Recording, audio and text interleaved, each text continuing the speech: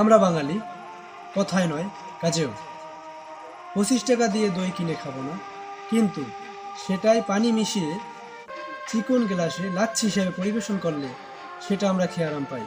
সেটার দাম 100 টাকা দিলেও আমাদের কষ্ট হয় না। 150 টাকা দিয়ে একটি মুরগির লেগ পিস টিক্কা হিসাবে খেলেও আমরা খুশি।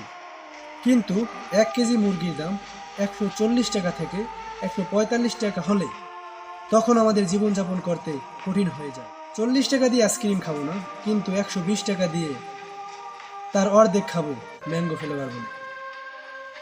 নিজে বাস থেকে নামবো বাসার সামনে, কিন্তু অন্য কেউ নামলে বলেই ভাড়া দিয়ে বাসটা কিনে নিয়েছে নাকি? বাস স্ট্যান্ড ছাড়া থামবে কেন? স্কুলের বেতন 40 টাকার বেশি দিতে চাই না, কিন্তু সেই স্কুলের টিচারের কাছে 1000 টাকা দিয়ে কোচিং করি।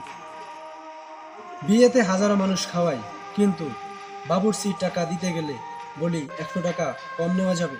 রেস্টুরেন্টে ওয়েটারকে 50 টাকা টিপস দিই, কিন্তু রিক্সাওয়ালাকে 5 টাকা দিতে কষ্ট হয়। আমাদের সমস্যাটা হচ্ছে কোষ্ঠকাঠিন্য রোগের মতো। প্রতিদিন সকালে টয়লেট করতে কষ্ট হলে তখন শপথ করি যে আর গরুর মাংস খাবো না, কিন্তু ঠিক বিকালে নাস্তা হিসাবে রুটির সাথে গরুর মাংসের টিক্কা খেয়ে থাকি। আমরাই বাঙালি। ধন্যবাদ সবাইকে।